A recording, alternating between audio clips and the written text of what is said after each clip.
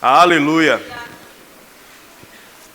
E nessa manhã, nós estamos encerrando esta série. Não é que nós não vamos pregar mais sobre isso, obviamente, mas essa série de ministrações sobre vida abundante. E o nosso tema mais específico nessa manhã é obediência e gratidão. Diga obediência, e gratidão. Chaves para uma vida abundante. Você pode repetir essa parte também. Chaves para uma vida... Calma. Todo mundo junto. Chaves para uma vida abundante. Amém. Bênção. E eu te convido a abrir tua Bíblia em Filipenses, no capítulo 2, versículo 5. Filipenses 2, 5.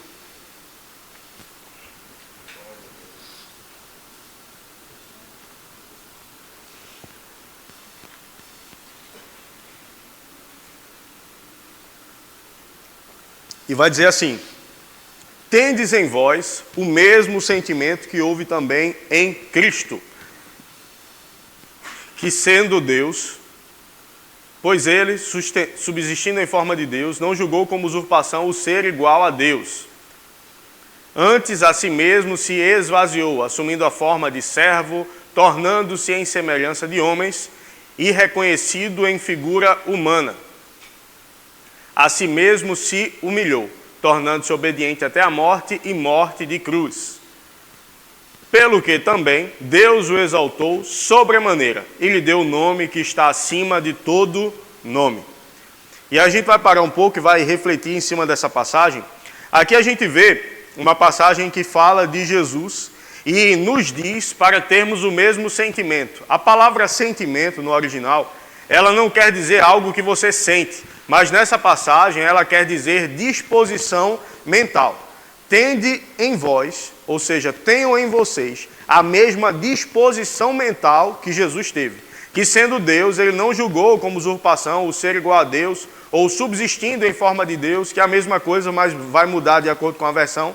Sendo Deus, ele não julgou como usurpação o ser igual a Deus, ou seja, ele não considerou importante o ser igual a Deus. Mas sendo Deus, ele abriu mão da sua posição de Deus e foi reconhecido em figura humana, sendo obediente até a morte e morte de cruz. Então a gente vê uma chave importante na vida de Jesus que nós devemos espelhar, e a Bíblia nessa passagem específica diz: tenha o mesmo sentimento, tenha a mesma disposição, haja da mesma forma que Jesus agiu, que sendo Deus ele não considerou importante o ser igual a Deus. Ele considerou o mais importante ele obedecer a Deus.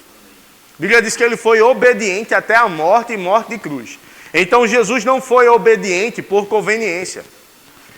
Jesus não foi obediente quando tudo estava bem. Você sabe que Jesus, na sua onisciência, sendo Deus, ele era onisciente. Não andando na terra, ele não andou em onisciência, porque ele abriu mão dessa posição de Deus. Apesar de que o Espírito lhe revelava muitas coisas e ele sabia de muitas coisas, mas ele não era onisciente. Inclusive, quando perguntaram a ele sobre o tempo do fim, ele disse que existiam coisas que só o Pai sabia. Ou seja, ele não sabia de todas as coisas, mas antes de vir à terra, ele sabia de todas as coisas. Ou seja, ele sabia o que ele ia viver, ele sabia o que ele ia passar, ele sabia as humilhações que ele iria viver.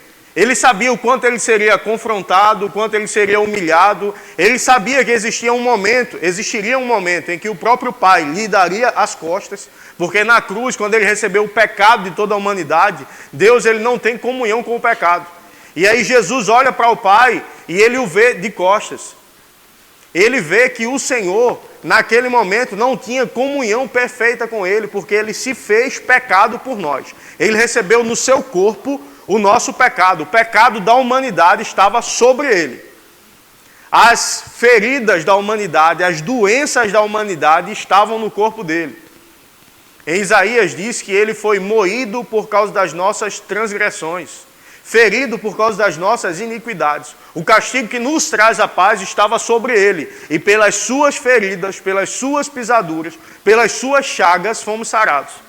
E o que é mais interessante é que Jesus sabia de tudo isso antes de vir, mas mesmo assim ele decidiu vir. Ele decidiu ser obediente. E a obediência dele fez com que ele conquistasse na terra uma autoridade, um nome que está acima de todo nome. Ele conquistasse na terra uma posição que nenhum outro conquistou. Ele conquistasse na terra um poder, uma autoridade que nenhum outro conquistou. E a gente vê aqui que Jesus, ele prosperou abundantemente. Jesus lhe deu o nome que está acima de todo nome. E nós estamos em Cristo, então nós estamos nessa posição acima dos principados e das potestades, dos poderes e domínios, e de todo nome que se possa referir, não só no presente século, mas também no vindouro. E ele pôs todas as coisas debaixo dos nossos pés, para ser o cabeça sobre todas as coisas, deu esse nome à igreja, a qual o seu corpo, a plenitude daquele que a tudo enche em todas as coisas. Isso está escrito lá em Efésios, no capítulo 1. Então tudo isso ele fez, tudo isso ele nos deu. Mas uma coisa que eu quero chamar a atenção aqui é a obediência de Cristo. Ele foi obediente. Nós queremos prosperar, nós queremos receber da prosperidade que o Senhor já nos deu, porque nós não estamos tentando prosperar. Nós estamos tentando renovar a tua mente para que você entenda que você já é próspero, para que você possa experimentar, usufruir dessa prosperidade todos os dias. Nós não estamos pregando aqui uma pressão sobre a tua vida. Ei, você precisa prosperar, você precisa crescer. Não, nós estamos pregando aqui, ei, você já é próspero, você já é grande em Deus, Deus já te colocou nessa posição. Então não é uma posição de esforço para receber, é uma posição de esforço para entender o que nós já recebemos em Cristo. Mas a palavra de Deus exige de nós uma posição de obediência diante do que Jesus fez, diante do que Jesus falou para nós, diante do que Jesus nos ensinou. E existem princípios que são importantes, são primordiais, que nós precisamos seguir. Nós não podemos pensar, eu já nasci de novo, eu já sou livre do pecado, eu já sou livre disso, então agora eu vou viver de qualquer jeito. Não, existe uma vida preparada para nós. Existe uma vida de obediência. Existe uma vida de fidelidade que se espera de nós. Porque nós não podemos viver de qualquer forma e achar que vivendo de qualquer forma nós vamos experimentar de tudo que Deus preparou para nós. Entenda o outro extremo. Nós também não vamos achar que pelo nosso próprio mérito a gente vai receber alguma coisa. A gente recebe pelo mérito de Jesus. E nós fomos libertos do pecado pelo mérito de Jesus, pela obediência dele. Mas já que eu fui liberto, eu não vou mais viver no pecado. Eu não vou mais viver de qualquer forma. O apóstolo Paulo disse, onde abundou o pecado, superabundou a graça de Deus. E ele continua dizendo, então, para isso eu vou viver no pecado, para que a graça aumente ainda mais na minha vida. E ele diz, de maneira nenhuma, como eu vou viver no pecado, eu que do pecado fui liberto, eu que para o pecado morri. Então não existe mais uma vida de pecado para mim e para você. Nós precisamos entender que nós fomos chamados à santidade ainda antes do pecado. Ainda antes da criação, nós fomos chamados a sermos santos. A santidade não é uma resposta ao pecado. A santidade é uma resposta ao chamado de Deus. Sermos separados para um propósito. E quem está separado para um propósito vai receber nesse propósito, nesse caminho do propósito, tudo que é necessário para uma vida plena. Tudo que é necessário para que o propósito se realize. Se eu digo para alguém, olha, vai, pessoal da mídia, olha, edita um vídeo aí para a gente vai receber um grande pregador internacional na nossa igreja, edita um vídeo aí para a gente divulgar esse pregador, esse culto. E aí a pessoa vai e diz, mas pastor, eu não tenho editor de vídeo aqui, eu não tenho um programa para editar vídeo. Não, dá teu jeito aí, edita vídeo. Não seria justo. O que é justo? Que eu conceda como pastor, como líder da igreja, conceda à equipe de mídia as condições para que a equipe possa editar o vídeo e possa divulgar o vídeo. Então, sem televisões, sem telões, olha, passa um vídeo aqui de tal coisa, faz a divulgação do vídeo do culto, do vídeo do GC, passa aí o vídeo. Mas pastor, não tem telão não. Não, dá teu jeito aí. Não, dá teu jeito tu, pastor, primeiro. Dá as condições tu primeiro, para depois tu cobrar a gente alguma coisa. Aí o Senhor, Ele nos chamou para uma vida abundante, para uma vida próspera, para uma vida plena. Você acha que Ele iria nos chamar para uma vida plena e não nos daria as condições para isso? Tudo que Ele te chamou para fazer, Ele já te deu as condições para que você viva. Então não se trata de você se esforçar. Eu vou trabalhar muito, eu vou fazer isso, eu vou fazer aquilo, eu vou me esforçar, porque aí eu vou alcançar. Não, meu irmão, medita muito nas Escrituras. Ouve muito pregações. Medita muito, aumenta a tua fé, aumenta a tua confiança em Deus. Aí o pouco que eu for fazer, eu vou ser assertivo naquilo que eu vou fazer. Ao invés de ficar correndo de um lado para o outro, eu vou na direção certa. Eu vou no lugar certo para encontrar em Deus aquilo que Ele tem para mim.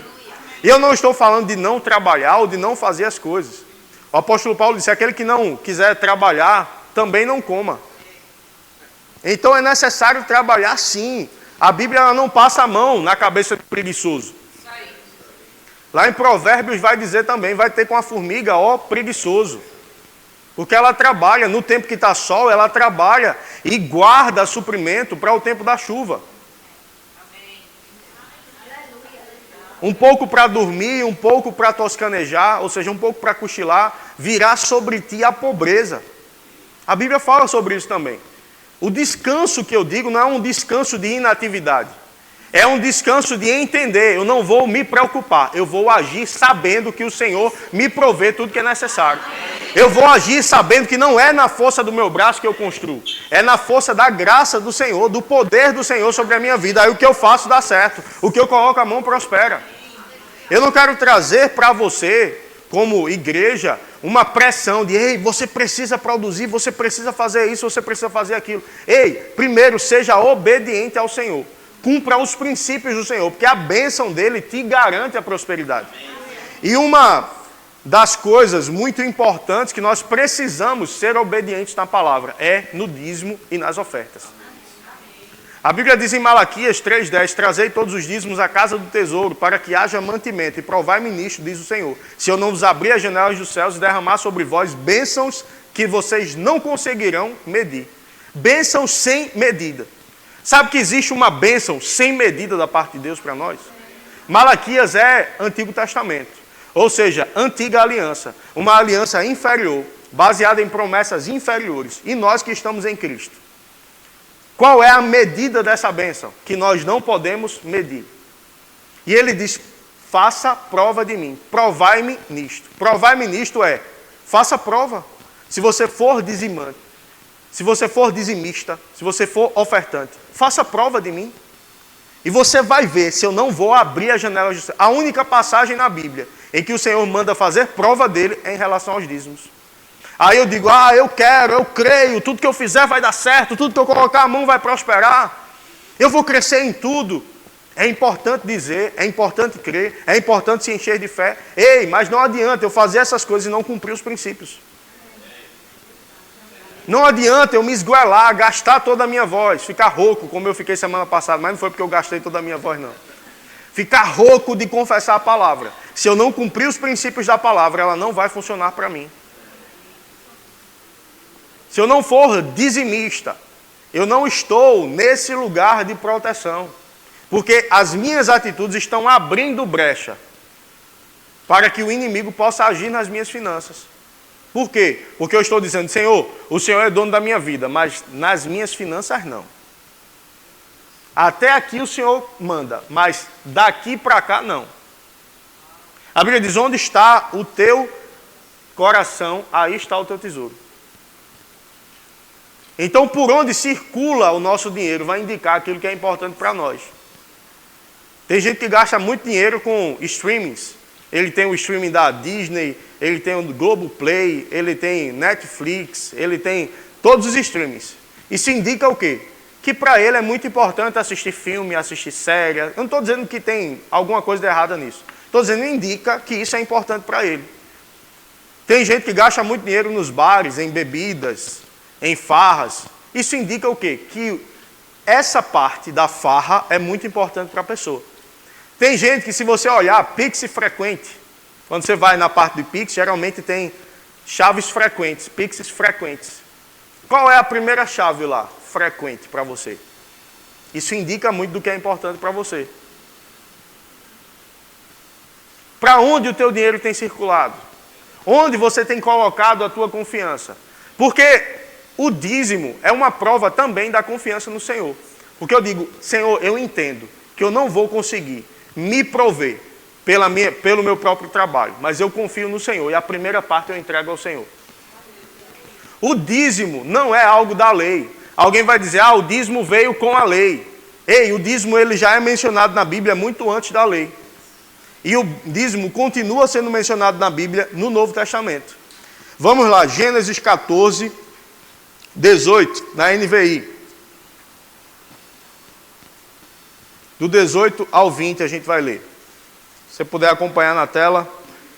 Então Melquisedeque, rei de Salém e sacerdote do Deus Altíssimo, trouxe pão e vinho e abençoou Abrão, dizendo, bendito seja Abrão pelo Deus Altíssimo, Criador dos céus e da terra. E bendito seja o Deus Altíssimo, que entregou seus inimigos em suas mãos. E Abrão lhe deu o dízimo de tudo. Aqui não existia lei. E Abrão, pelo coração, ele já deu o dízimo de tudo. Antes que o Senhor dissesse para ele dar, ele deu. Nem todo mundo que dá, ama. Mas todo mundo que ama, dá. Eu vou repetir. Nem todo mundo que dá, ama. Mas todo mundo que ama, dá. Você pode entregar algo sem necessariamente amar. Mas você não pode amar sem entregar algo. Quando você ama, você entrega algo. Você entrega tempo, você entrega talento, você entrega recursos. Porque você ama aquilo. Você ama aquela pessoa. Então, quando você ama ao Senhor, você entrega ao dízimo e você não vai ficar procurando versículos para embasar que você não deve dar o dízimo. A Bíblia diz que melhor é dar do que receber. Mas tem gente procurando passagem bíblica para entender e se basear e dizer, eu não preciso dar. Se eu entendo os princípios do reino, acredita que eu nunca estudei sobre isso. Eu já vi gente falando, não precisa dar o dízimo. Eu nunca estudei sobre não precisar dar o dízimo. Porque mesmo que não precisasse, eu quero dar. Dízimo é mais do que obrigação, é um privilégio. É uma aliança com o Senhor. Gênesis 28, você vai passar um pouquinho, acompanha na tela. Gênesis 28, 20 a 22. Então Jacó fez um voto dizendo, se Deus estiver comigo, cuidar de mim nesta viagem que estou fazendo, prover-me de comida e roupa e levar-me de volta em segurança à casa do meu pai, então o Senhor será o meu Deus. E esta pedra que hoje coloquei como coluna servirá de santuário de Deus. E de tudo o que me deres, certamente te darei o dízimo. Entenda, na nova aliança, nós não podemos fazer esse tipo de voto. Se Deus fizer isso, eu vou fazer aquilo. Isso aqui é a antiga aliança. Na nova aliança, Deus já fez. Nós já estamos nesse lugar. E ele diz, de tudo, certamente lhe darei o dízimo. Isso aqui é muito antes também da lei. Agora vamos para a lei, Levítico 27, 30.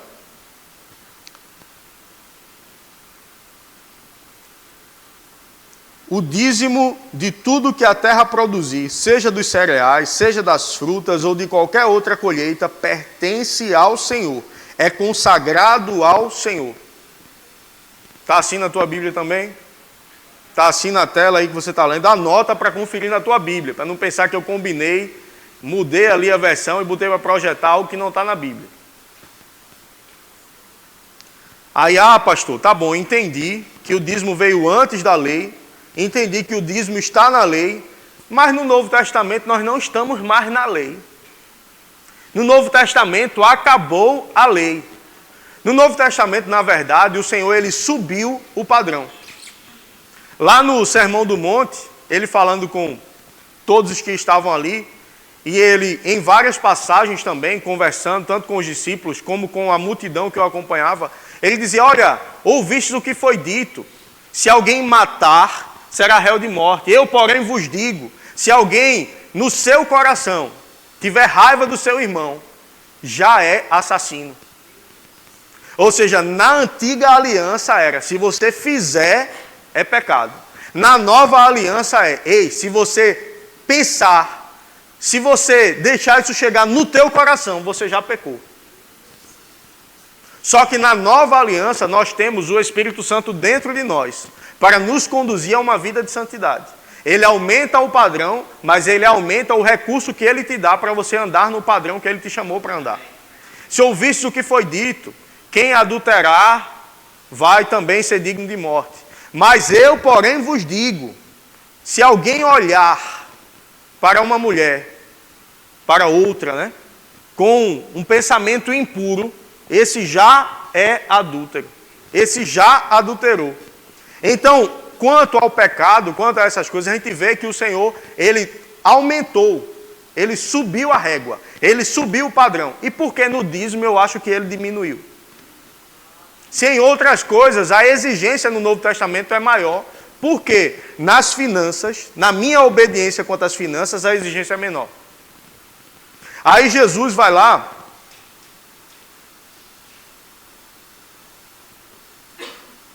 Mateus 23, 23, NVI.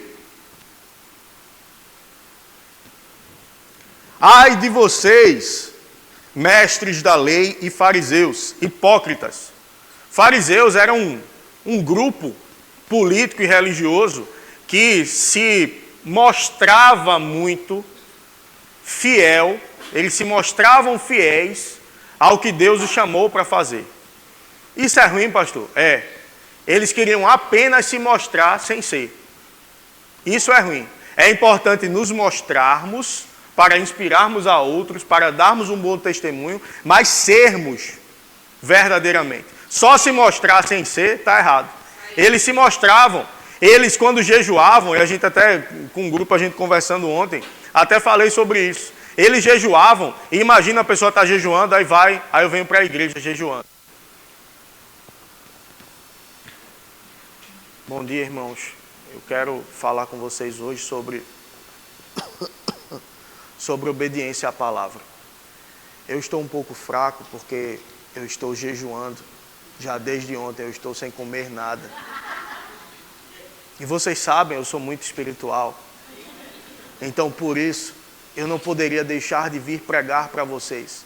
Mesmo com o meu corpo fraco, sem forças, por causa do jejum. Mas a minha espiritualidade é mais importante do que tudo isso. Era mais ou menos isso que os fariseus faziam. Eles se mostravam debilitados por causa do jejum, iam orar nas praças, nas ruas. Tanto é que o Senhor diz, ei, quando for orar, entra no teu quarto, fecha a porta e fala em secreto com o teu pai. Não é que tenha problema a gente orar aqui na igreja, não. Mas ele está fazendo menção a isso. Ei, não vá para a rua orar para dizer que você é espiritual. Ei, você vai ser espiritual nos teus bastidores. Você vai ser espiritual no teu secreto. E o Senhor confrontava muito a hipocrisia. Hipocrisia se refere a uma máscara. Hipócritas eram os que usavam máscaras para, até no teatro, colocavam uma máscara para interpretar um personagem. Então ali ele está interpretando algo, mas quando ele sai do teatro, ele tira a máscara. E aí ele para de interpretar e ele mostra quem realmente ele é. E ser crente não é interpretar algo, é de fato sermos. É de fato sermos algo na igreja e sermos algo nos bastidores. E se tem uma parte que a gente consegue enganar bem os outros em relação aos dízimos e às ofertas. Porque eu posso, no momento dos dízimos e das ofertas, levantar a mão, os diáconos vão distribuir os envelopes. Levanta a mão. Pego o envelope, não coloco nada, não faço pix, mas eu quero que pareça que eu estou entregando algo. Aí eu venho aqui à frente, entrego e volto. Olha, todo mundo está vendo que eu sou dizimista e ofertante. Mas eu não entreguei nada. Para parecer que eu entreguei. Por que a gente mudou a forma de, ao invés de passar as salvas ficarem aqui à frente e nós virmos trazer? Porque eu gosto da ideia do dízimo e da oferta, como era na Bíblia, onde as pessoas iam levar. A Bíblia diz que Jesus estava sentado na frente do gasofilácio, vendo como as pessoas entregavam os dízimos. Vendo como, ou seja, as pessoas vinham trazer. Não tem problema passar, às vezes pelo tamanho da igreja, muita gente, apertado, não dá para a gente fazer. Mas enquanto a gente puder fazer dessa forma, a gente faz. Mas não é para aparecer, para vir trazer. É para eu entender no meu coração, não é algo que está sendo tirado de mim, é algo que eu estou entregando. Então eu levanto e vou lá entregar ao Senhor o meu dízimo. E aí ele diz aqui: ai de vocês, mestres da lei e fariseus hipócritas. Vocês dão o dízimo do hortelã, do endro e do cominho, mas têm negligenciado os preceitos mais importantes da lei: a justiça, a misericórdia e a fidelidade. Olha aí, pastor, está vendo? Lê até aqui e acabou-se, acabou o dízimo. Ai de vocês, hipócritas, vocês estão entregando o dízimo, mas vocês têm negligenciado os preceitos mais importantes da lei: a justiça, a misericórdia e a fidelidade. Então quer dizer que a justiça, a misericórdia e a fidelidade são mais importantes do que o dízimo? Sim. São mais importantes do que o dízimo. Porque não adianta eu vir aqui ser dizimista, ser ofertante e negligenciar a justiça, a misericórdia e a fidelidade. Ando de qualquer jeito, mas o Senhor vai me prover em tudo. Ando no pecado, não tenho cuidado com nada, mas eu entrego o meu dízimo, então o Senhor vai me prover em tudo. Eu até mencionei outro dia, alguém me procurou, estava abrindo uma loja, disse: pastor, o senhor pode vir aqui orar pela minha loja? Olha, eu não sou dizimista não, mas de vez em quando eu estou precisando de alguma coisa, eu vou na igreja, faço um propósito com Deus, entrego algo a Deus e Deus me dá aquilo que eu estou precisando. Aí eu disse: meu Deus, o pastor tem que ser chato, né? Não podia ter falado isso com outra pessoa falar, mas falou comigo, eu tenho que responder. Irmã, a gente pode ver se a gente consegue ir orar. Por que a gente pode ver? Porque, eu não sei, eu tenho outros compromissos. Mas a gente pode ver se a gente consegue ir aí orar. Mas, sinceramente, eu não sei se isso vai fazer tanta diferença. Porque Deus, ele não precisa que a senhora faça um propósito com Deus para entregar algo para Deus lhe dar o que precisa. Deus está precisando do meu dinheiro, então eu vou lá, entrego, aí Deus me dá o que eu preciso. Não, não é Deus que está precisando do meu dinheiro. É aliança, é princípio. Então, se eu não sou dizimista, se eu não cumpro os princípios, eu não posso esperar que o Senhor vá me dar tudo aquilo que eu quero, se eu não estou cumprindo com a minha parte. Eu não vou barganhar, eu não vou entregar algo, comprar a bênção do Senhor. A bênção do Senhor foi conquistada por Jesus na cruz. Essa é uma pregação que a gente fica muito calado, mas está tudo bem. Eu gosto do glória a Deus, de gente correndo, pulando, dançando, eu gosto demais. Mas a gente tem que ensinar a palavra. Claro que nesses momentos a gente também está ensinando a palavra, mas a gente tem que ensinar o que também vai tratar algumas coisas com a gente. Então ele diz: olha, vocês têm negligenciado os princípios mais importantes da lei: a justiça, a misericórdia e a fidelidade. Vocês devem praticar estas coisas. Quando você estudou português, você lembra, o que vem depois de algo, e ele fala estas, quer dizer o último que foi mencionado. Quando ele fala aquelas, ele fala do primeiro que foi mencionado. Então ele disse estas coisas, o quê? A justiça, a fidelidade, a misericórdia e a fidelidade. Vocês devem praticar estas coisas, a justiça, a misericórdia e a fidelidade, sem omitir aquelas, as que vieram antes. Quais são aquelas? O dízimo da hortelã, do endro e do cominho. Mas pastor, eu não vendo hortelã, nem endro, nem cominho. Mas era o que eles vendiam, era do que eles viviam. Então, do que você vive? Você precisa, sim, andar em justiça, misericórdia e fidelidade, mas sem deixar de entregar o dízimo das vendas, do salário, dos ganhos, de tudo que entra para você como provisão. Eu devo andar em santidade, eu devo andar em fidelidade, eu devo andar em misericórdia, mas eu devo também continuar entregando o dízimo. Porque é isso que diz aqui Novo Testamento. Você sabe que a partir de Mateus é Novo Testamento. Mateus, Marcos, Lucas, João, Mateus, Novo Testamento, Jesus falando, ele disse isso. Lá em Hebreus 7:8, NVI também, vai dizer: no caso humano, quem recebe o dízimo são homens mortais, mas no outro caso é aquele de quem se declara que vive.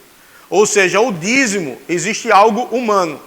Quando eu entrego o dízimo na igreja, são homens mortais que recebem. Mas no reino espiritual, existe também o Senhor recebendo. O Senhor contemplando. Aquele de quem se testifica de que vive.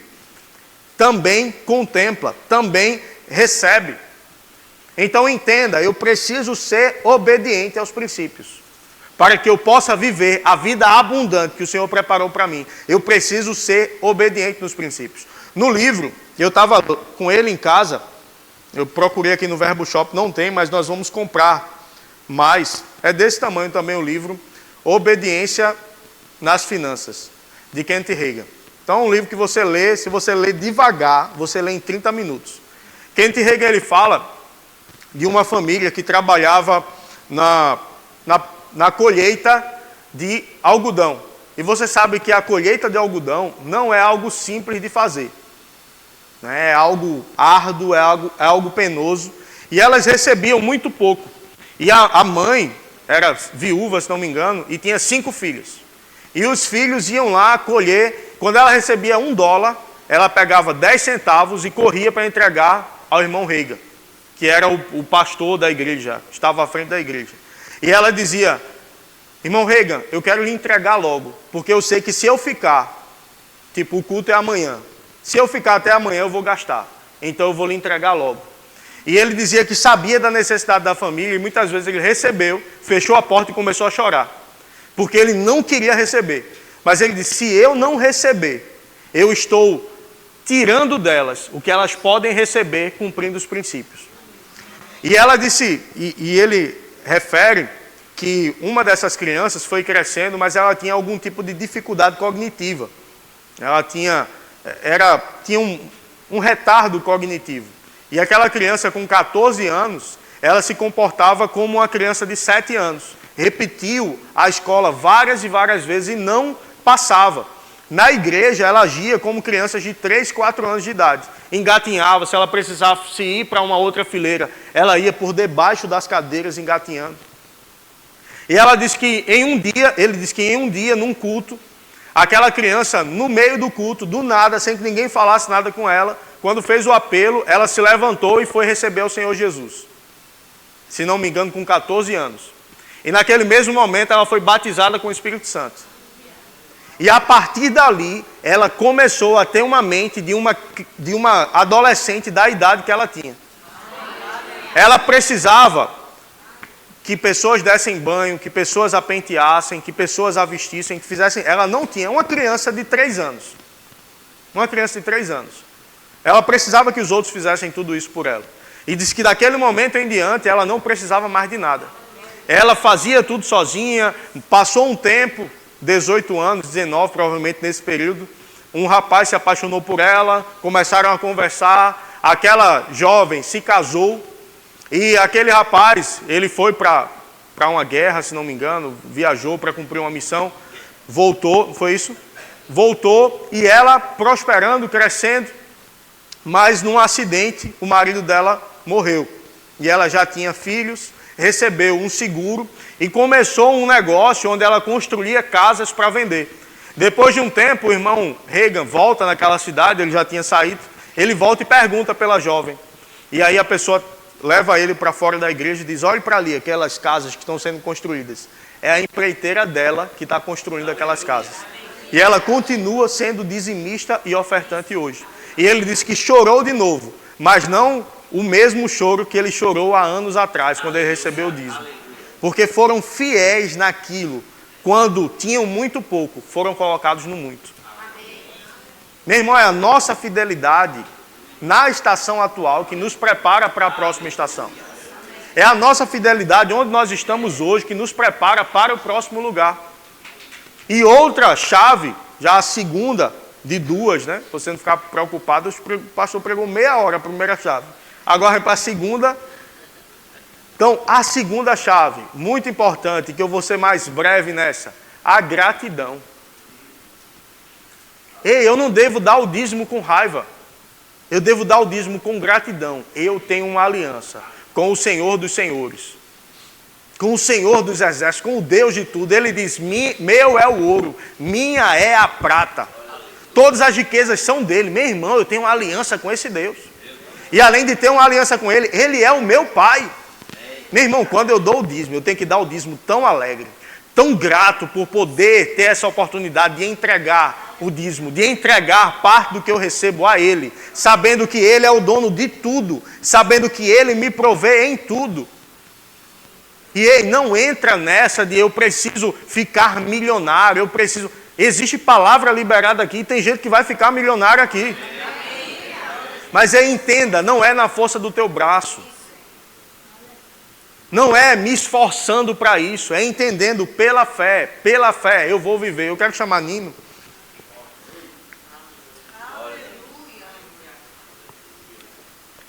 Pela fé em Deus, eu vou viver tudo isso. Mas ei, não entra nessa de estar correndo atrás do dinheiro. Seja grato a Deus pelo que você tem hoje. Seja grato a Deus pela tua estação atual. Nós como igreja, e eu como pastor, você sabe que nós temos grandes planos para esse lugar. Que estão alinhados com o plano do Senhor. É aquilo que Ele tem colocado no nosso coração. Quando a gente vem pregar, eu invisto mais tempo buscando no Senhor o que é que Ele quer que eu pregue, do que me preparando, do que preparando a pregação. Eu passo mais tempo me preparando para a pregação do que preparando a pregação. Não pense que eu não estudo, não. Eu estudo muito. Eu leio muito, eu escuto muita ministração. Entendo o que eu estou dizendo. Eu quero ouvir do Senhor. O que é que o Senhor tem para o seu povo? Aí vem. Quando vem eu vou me preparar. Eu vou preparar a ministração. E aí muitas vezes é a mesma coisa que está sendo pregada na Zona Norte. E é isso que a gente quer também. Não é que se for diferente está errado. Às vezes Deus quer tratar algo aqui que não está tratando lá. Mas em muitos momentos, por nós estarmos conectados com eles, o que chega para eles, chega para a gente. E o que vem de crescimento para eles, vem para a gente.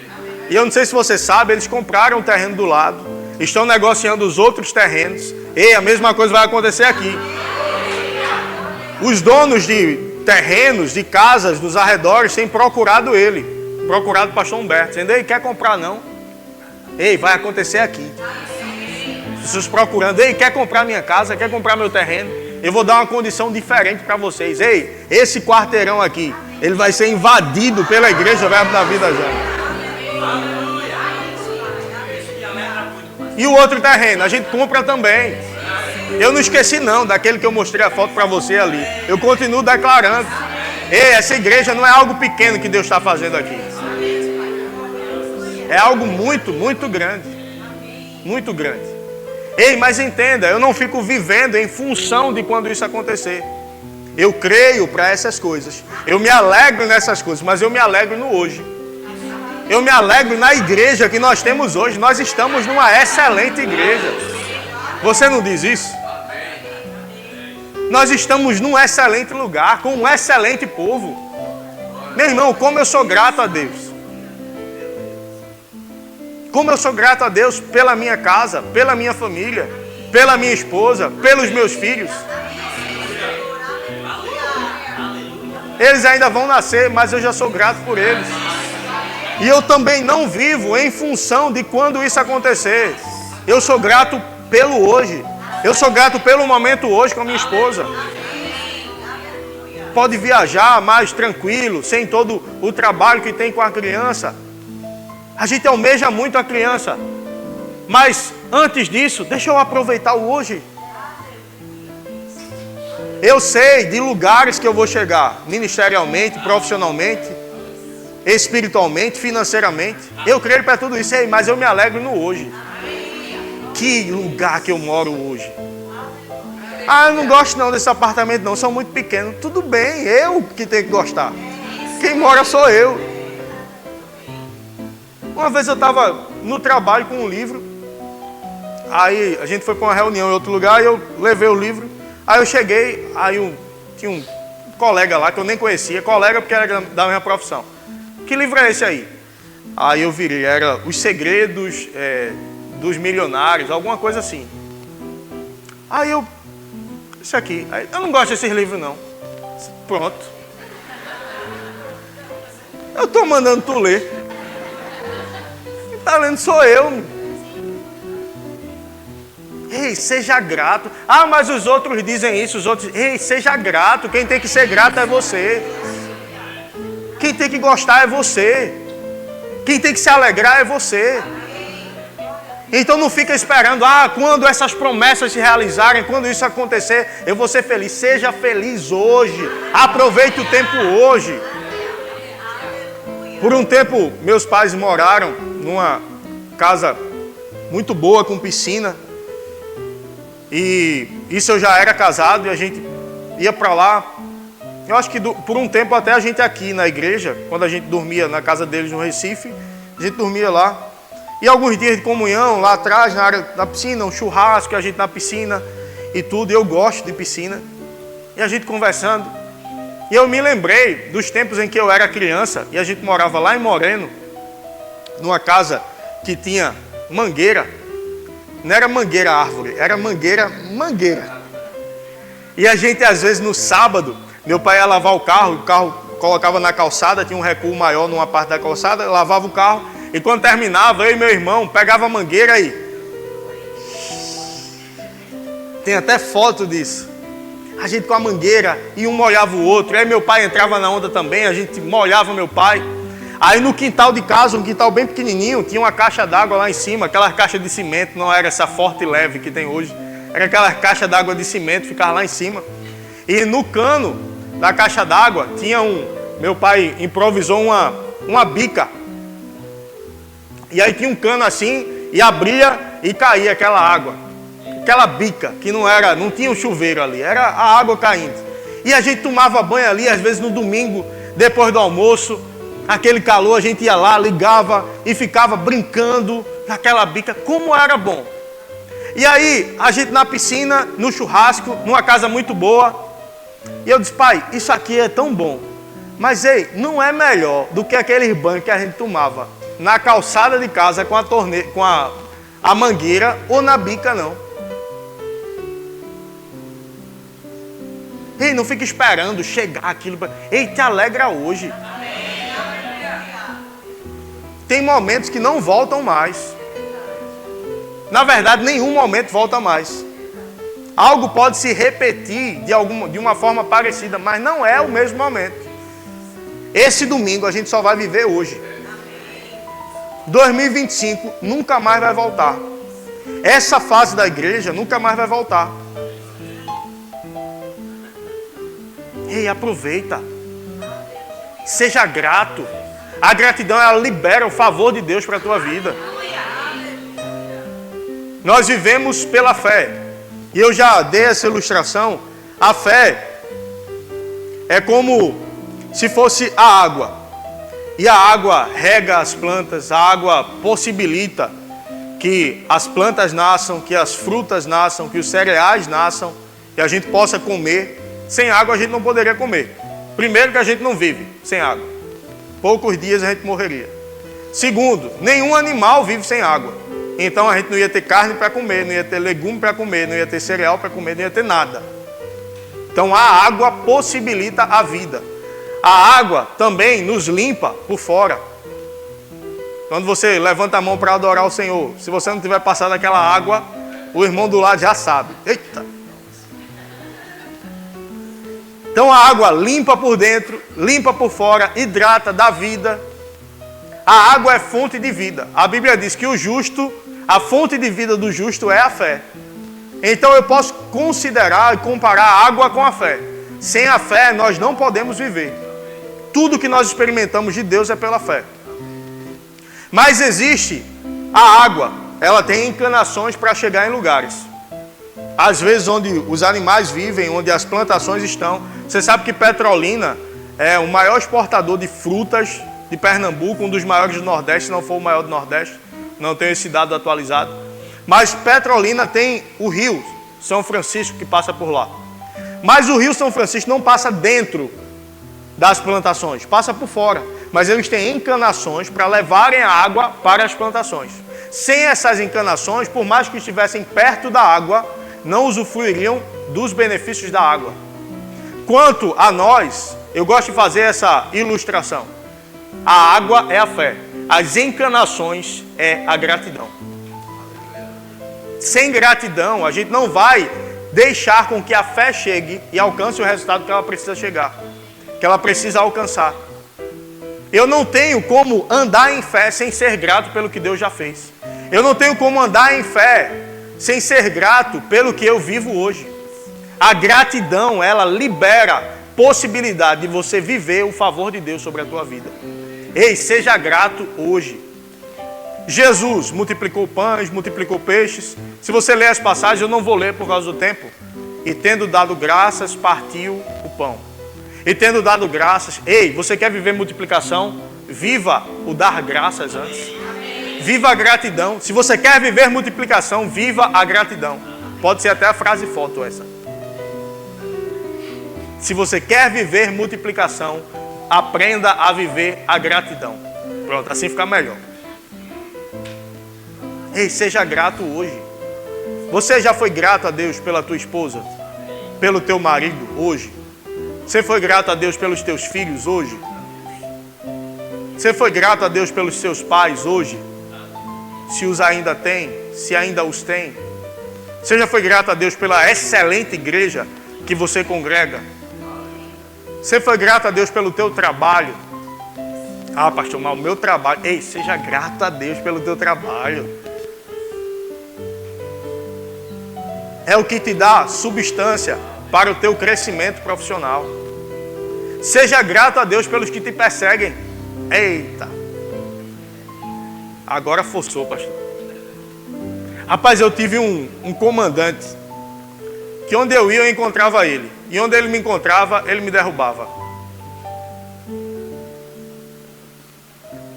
Teve uma vez, eu já estabilizado num lugar, fui almoçar. Eu passei, quartel do comando geral lá no Derby. Eu passei, voltando do almoço, fui almoçar lá perto. Quando eu voltei, alguém dentro de um carro acenando para mim.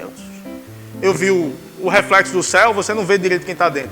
Aí eu cheguei de lado, baixei o vidro, era ele. Misericórdia. Aí ele, e aí, guerreiro? Tudo certo? Tudo bem, comandante?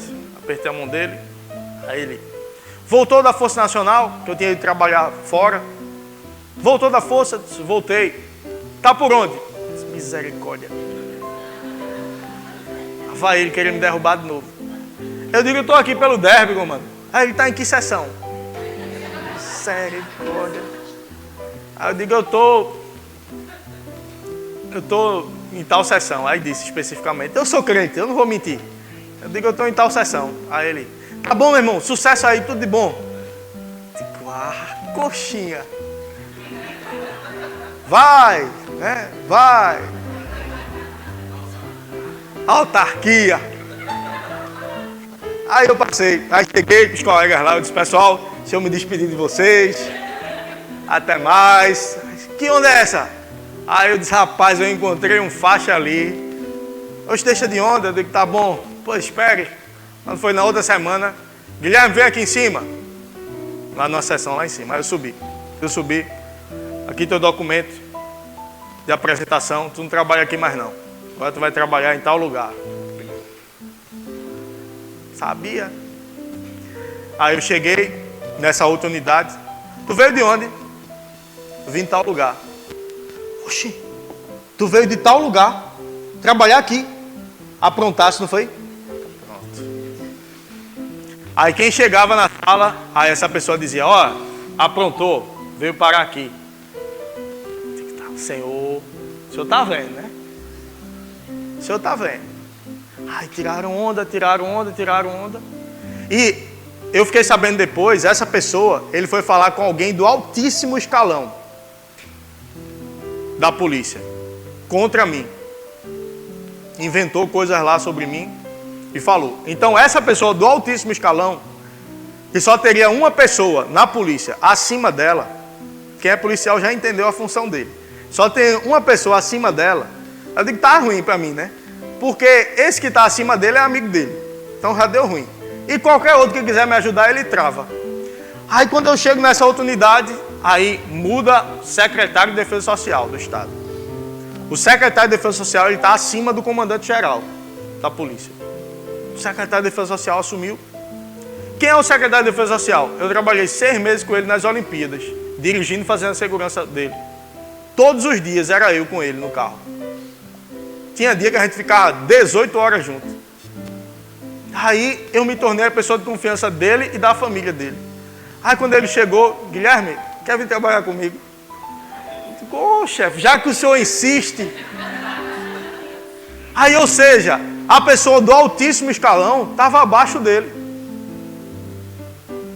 Qualquer pessoa vai estar abaixo de Deus. Então Deus, ele move o coração do rei para onde ele quer. Ei, quando Deus quer fazer, não tem quem impeça. Por que eu contei essa história?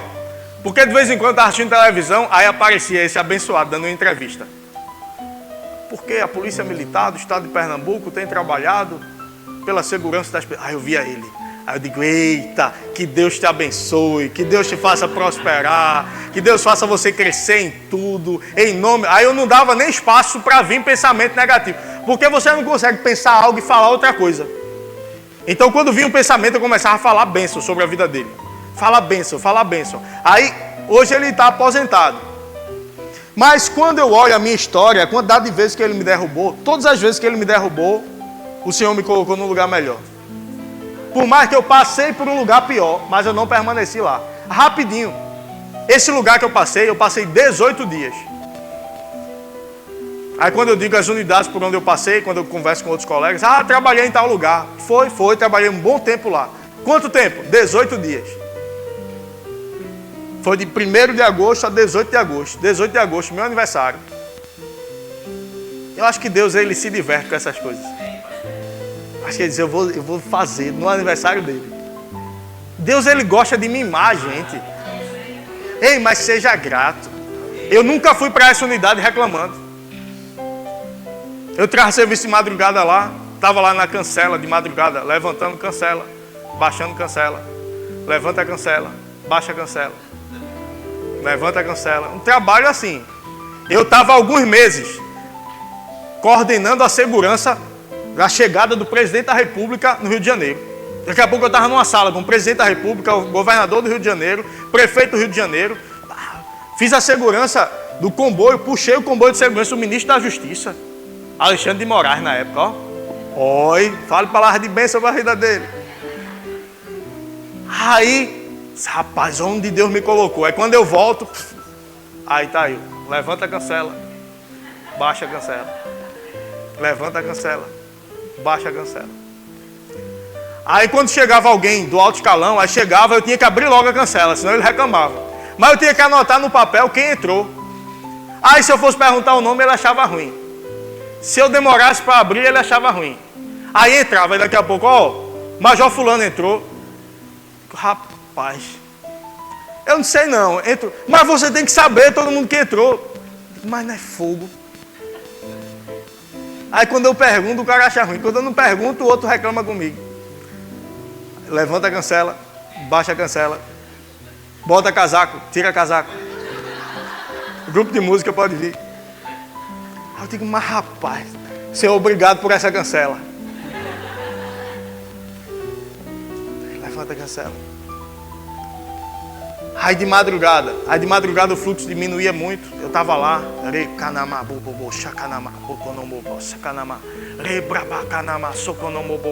podia orar sem ninguém me interromper. De madrugada não chega o WhatsApp. De madrugada não tinha muito fluxo no quartel. Aí eu estava lá, Senhor, obrigado por esse trabalho. Senhor, obrigado por esse lugar que o Senhor me colocou. Senhor, obrigado porque eu sei que a tua boa mão é sobre a minha vida. Senhor, eu sei que eu tenho portas abertas, eu trabalho nos melhores lugares, eu ganho as melhores gratificações, eu tenho e trabalho nas melhores escalas. Eu sou altamente favorecido. Tudo que eu coloco a mão dá certo. As pessoas do meu trabalho querem me promover, querem me favorecer e fazem de tudo para que isso aconteça. Daqui a pouco, um oficial lá disse, ei, eu estava vendo, tu é categoria D, né, tua habilitação? Eu disse, é. Tu dirige caminhão? Eu disse, dirijo. Disse, ei, quer dirigir o caminhão daqui? Eu disse, quero. Já era melhor. Eu já não ia mais levantar a cancela, nem baixar a cancela. Vou fazer um teste contigo no caminhão, para tu dirigir o caminhão. Aí eles podem fazer, comando. Aí no outro dia, a ligação. Quando ele fez esse convite, no outro dia, menos de um mês, eu já estava sendo favorecido lá. Menos de um mês. E se eu não saísse, eu ia crescer lá. Eu ia prosperar lá. Mas, ei, você carrega algo da parte de Deus. Onde você está, você vai ser favorecido. Mas você precisa ser grato pelo lugar que você está, pela estação que você está. Porque isso libera a favor de Deus para a tua vida. Carregue essa chave com você. Essas chaves, obediência e gratidão. Obediência e gratidão.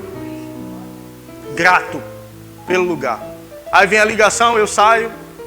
Aí quem me perseguia, quem dizia aprontou, ela dizia aprontou, virou peixe de alguém. O peixe é uma expressão que indica que você tem amizade com alguém. Você conhece essa expressão. Mas ela falava de uma forma irônica, para dizer, ao invés de amizade, gerou inimizade com alguém. Sabe? Virou peixe de alguém. Aí quando eu saí, aí eu liguei pro colega que tirava serviço comigo. Eu disse, aí eu disse, saí, vice. Saiu a publicação, eu estou aqui em tal unidade. Aí eu disse, e o pessoal aí falou alguma coisa? Ele disse, falou demais, vice. Ele disse, aquela fulana lá. Ela disse, eu não disse que ela era peixe. Não passou um mês aqui. Queria me fazer mal, sabe? Ei, mas o meu Deus não permite. E tu é fraco, é? Se tu fosse filho do presidente da República... Quer dizer, não é um bom exemplo, não. Se fosse...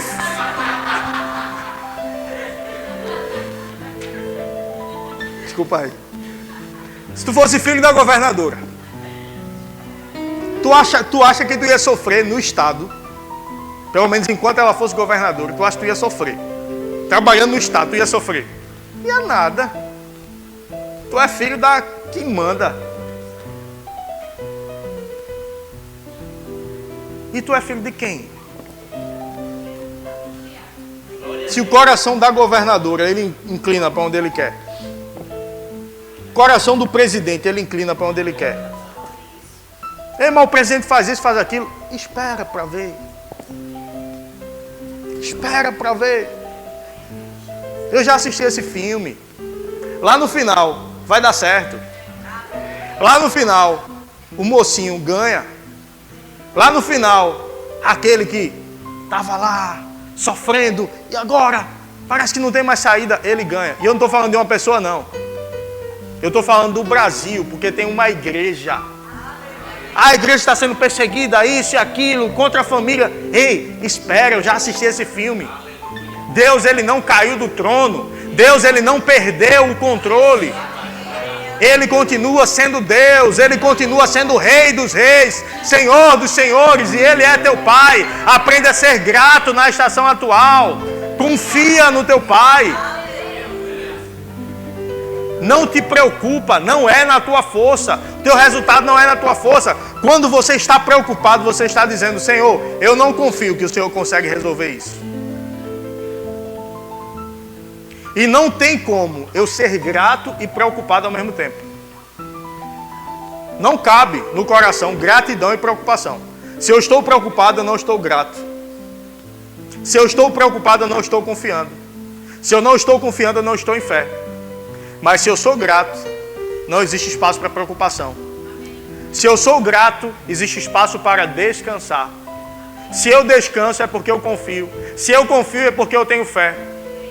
E se eu tenho fé, eu me alegro antes de ver. Fica de pé.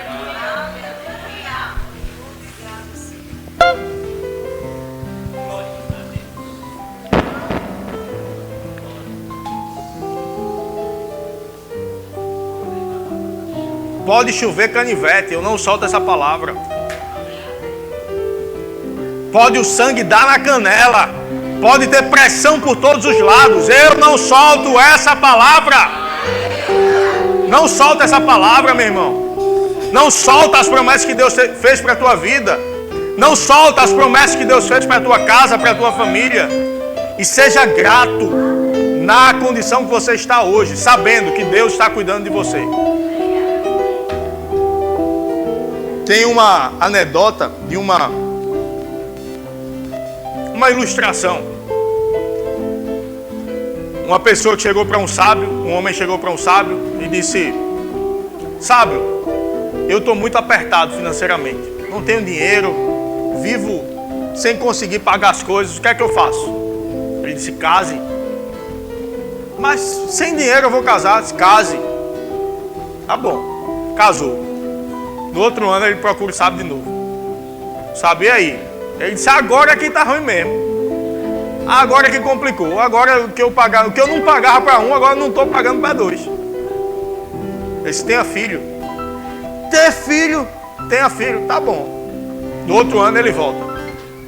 Aparece novo, já está com um menino, já está com um bebê. Se aí, teve filho? Tive, agora é que está complicado mesmo. Quando eu vou fazer o seguinte: me dê sua mulher e seu filho, eu lhe dou 5 milhões de reais. De jeito nenhum.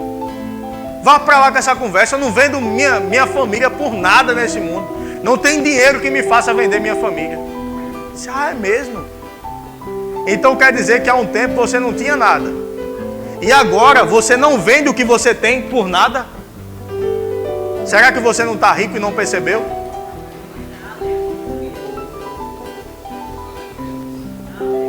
O que você precisa não é dinheiro. O que você precisa é entender a riqueza que você já tem. E ser grato por ela e confiar em Deus. Aí você vai ver o resto se manifestar. Ei, o que você tem de riqueza? Dentro dessa história que eu te contei. O que é que você tem que você não venderia por nada? E como é que você está preocupado com o que você não tem? Se o que você tem, não há dinheiro no mundo que pague. Não há dinheiro no mundo que compre o que você já tem. Saia daqui hoje, não agora não. Saia daqui hoje com a consciência. Eu sou multimilionário. Eu sou muito rico. Muito rico. Não tem dinheiro que compre o que eu tenho. Aí quando eu sou grato por isso, quando eu aprendo a desfrutar disso, aí eu me preparo para andar em fé e viver do favor que Deus tem para a minha vida. Com a consciência de que existe um favor que acompanha você todos os dias. Por onde você passa, você atrai todas as coisas que você precisa. Para terminar minha história, que pode ser contada agora, acho que eu vou escrever um livro sobre isso. Num desses lugares fui indicado para ir trabalhar no Ministério Público. Num momento em que eu estava apertado financeiramente. A gente tomou uma decisão errada, fora de hora, e me compliquei financeiramente. Me compliquei, me endividei, e eu estava tirando empréstimo para cobrir as contas do mês anterior. Todo mês eu estava tirando um pedacinho. E aí dividi em 60 meses, mas aí eu tinha 2 mil a mais para pagar as contas. No outro mês, de novo. No outro mês, de novo. Aí, Adriana, amor, precisa acabar com isso. Não dá. Tu está tirando empréstimo, a gente está se endividando, não tem como continuar. Eu disse, não, vai resolver. Vou resolver isso aqui. Deus está com a gente vai resolver. A gente vai sair dessa, fique tranquilo. Aí num momento como esse, a gente tirou uns dias de férias. Aí eu disse, vamos viajar. Ei, não estou dizendo para você ser irresponsável não. Nem eu estava sendo. Eu peguei uma pousada bem barata. Eu pedi o carro do meu pai emprestado, que era gás, para não gastar nem deslocamento. Aí quando eu fui pegar o carro, meu pai disse, meu pai não sabia da pressão que eu estava não. Porque se eu contasse, inclusive se eu contar hoje alguma pressão, meu pai assiste o culto. Tá pensando de quanto? Não, é eu e Deus, a gente resolve. Aí meu pai, vai viajar? Toma, 500 contos. Opa, pensava não, me dei. Mas não é ser orgulhoso também não, viu? Se chegar, receba. Não é estar mostrando necessidade. Eu estou precisando disso. Eu estou precisando daquilo. Crê em Deus, Ele vai resolver. E Ele vai levantar pessoas para suprir o que você precisa. Aí meu pai, toma. Aí, ou seja, esse dinheiro que ele deu já pagou a hospedagem, já pagou a alimentação. Ou seja, um passo para um lugar de descanso. A gente queria ir, a gente estava muito pressionado. Eu digo, eu preciso descansar um pouco. A gente foi, chegou lá, a gente conheceu um casal, uma família da Bahia. A gente à noite na piscina, conversando, falando sobre a palavra. Coloquei umas músicas lá cristãs. Aí, toca o telefone. Eu de férias, eu dentro da piscina, a Adriana fora com o telefone, toca o telefone. Secretário de Defesa Social do Estado, meu chefe, ligando para Adriano, amor, e eu tava falando dele, contando um testemunho com ele. Amor, o secretário. Aí eu saí, peguei o telefone. Opa, chefe. Ele disse, ó, o chefe do Ministério Público falou comigo, pedindo a indicação de um policial com experiência em segurança e autoridade. Aí eu te indiquei para tu ir para lá. Tá bom, chefe. Bem, obrigado e tal. Só que essa ida para lá, eu ia ganhar o que eu precisava para me organizar financeiramente. Num momento de descanso, dentro da piscina, onde eu deveria estar, ei, a oração em línguas ela é importante. Mas não é você orar em línguas por medo. É você orar em línguas no descanso. É você aprender a descansar no meio da pressão. E eu estava lá, no meio da pressão, na piscina. Quem olhasse disse, eita, vida boa. Aí a gente posta isso, né? Aí diz, aí, ó, que vida, hein? Não sabe as pressões. Não sabe os problemas. Ei, não compara a tua vida com as postagens dos outros não, viu? Todo mundo passa por pressão. Aí no momento de descanso chega a ligação. Ei, é uma ligação que você está precisando? O Senhor pode fazer com que ela chegue até você. Aprenda a descansar. É um fornecedor que você está precisando? Não, mas é um fornecedor que eu estou... Ei, mas Deus pode te dar um fornecedor muito maior para comprar de você. Para você ultrapassar em muito as tuas metas. Qual é a dificuldade de Deus fazer o teu nome chegar em alguma pessoa? Ei, se prepare para o teu nome ser falado em círculos que você nunca chegou.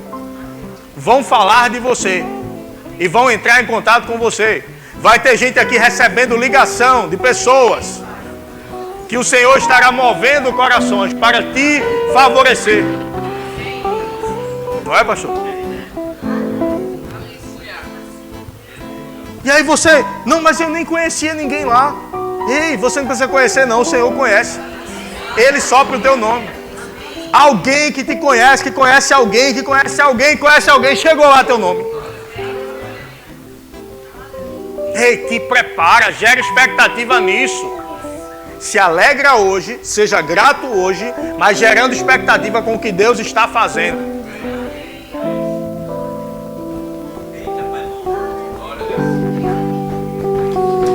Existe um favor que me acompanha todo dia.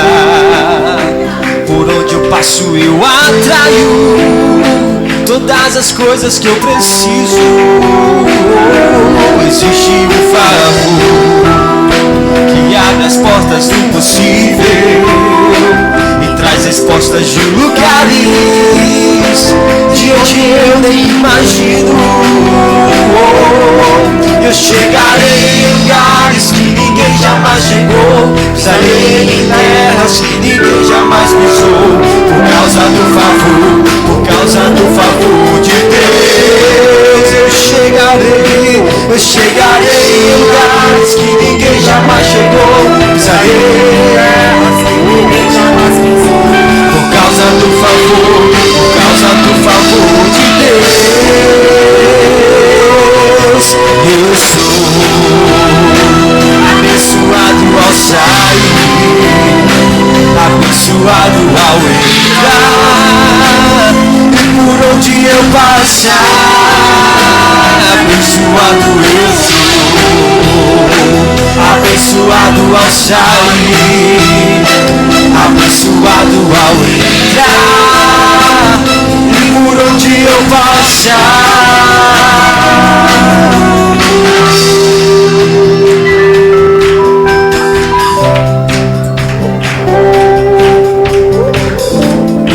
Existem coisas que acontecem na vida da gente que às vezes parece que Deus saiu do controle. Mas deixa eu dizer para você, quem entregou sua vida a Ele, eu não concordo com a afirmação de Deus está no controle de tudo. Por quê? Não é que Deus não tenha poder para controlar tudo. É porque o mundo jaz no maligno. Tem muita gente se prostituindo, tem muita gente se drogando, tem muita gente matando, morrendo, que Deus não está controlando isso. Se Deus estivesse controlando isso, como Ele seria um Deus bom? Mas aqueles que entregaram sua vida a Ele, Ele está no controle da tua vida. À medida que eu entrego, por exemplo, tem gente que entregou sua vida a Ele, mas nas finanças não. Então Deus não está no controle das suas finanças. Mas quando você entrega a tua vida completa a Ele, Ele vai cuidar completamente da tua vida. E coisas que acontecem que a gente está vendo agora, Deus está vendo lá na frente. Quando eu fui para o Ministério Público, eu não sabia para onde eu iria especificamente. Eu sabia que tinha gente que ia para o interior. Eu disse, Senhor, em nome de Jesus, para o interior não.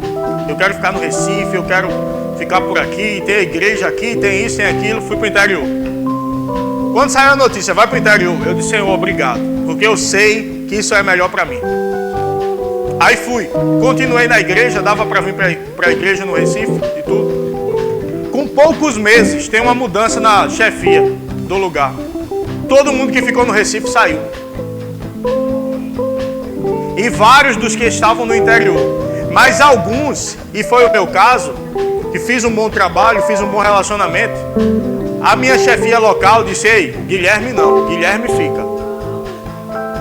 Ninguém mexe com ele não. E aí fizeram as ligações, se mobilizaram em meu favor. Aí eu permaneci. Passa um tempo, em janeiro agora, Guilherme, tu vem pro Recife. No tempo certo, eu vim. No tempo que eu queria estar aqui, eu não estava. E foi melhor para mim. No tempo certo. Ei, Deus faz no tempo dele, não é no nosso tempo. Ele sabe o tempo certo. Seja grato. Eu ia de moto. No início eu ia de moto. Morando no Recife ainda, indo para lá. E eu comecei em maio, e foi um maio bem chuvoso. 2023, não foi? 2022. Aí bem chuvoso, capa de chuva, frio me tremendo na moto. Existe um favor que me acompanha todo dia. Por onde eu passo eu atraio. Eu compliquei o grupo de música porque eu entrei fora do tempo. Existe um favor que me acompanha todo dia. Por onde eu passo eu atraio todas as coisas que eu preciso. Existe um favor que abre as portas do impossível e traz respostas de lugares de onde eu nem imagino. Aí eu dizia, chegarei em lugares que ninguém jamais chegou, pisarei em terras que ninguém jamais pisou, por causa do favor, por causa do favor de Deus. Aí eu fui o primeiro a trabalhar lá em Nazaré da Mata. Nessa função que eu trabalhei, eu fui o primeiro. Chegarei em lugares que ninguém jamais chegou, pisarei em terras que ninguém jamais pisou, por causa do favor. E aí eu começava a criar música, baseado nessa música. Grande favor sobre a minha vida, grande favor sobre a minha casa, grande favor nas minhas finanças, grande favor. Aí eu dizia, com os meus superiores, grande favor. Com os meus colegas, grande favor. Com os promotores de justiça, grande favor. Grande favor, eles fazem de tudo para me favorecer. Aí semana passada, teve uma missão, a gente foi lá em Nazaré. Quando foi lá, os promotores, Guilherme, como é que você tá, meu amigo? Aí o chefão, que é com quem eu trabalho hoje, poxa, Guilherme conhece todo mundo, é? Guilherme me ajudou demais aqui. Ei, eu não tô falando isso para me favorecer não, tá? Para exaltar meu nome, é o nome dele, foi ele que fez. Ei, o que é que Deus pode fazer pela tua vida? Só que nos momentos de pressão, eu cantava essa música, declarando vida com a minha boca. A morte e a vida estão no poder da língua. O que bem a utiliza, come do seu fruto. Se alguém disser a este monte, ergue-te, lança, mas crê que se fará o que diz, assim será com ele. O que é que está faltando você dizer nos teus negócios? O que é que está faltando você dizer nas suas finanças? Diga e creia, diga e se alegre, diga e celebre. Existe um favor que me acompanha todo dia. Por onde eu passo faço, eu atraio todas as coisas que eu preciso. Existe um favor que abre as portas do impossível e traz respostas de lugares de onde eu nem imagino. Eu chegarei em lugares que ninguém jamais chegou.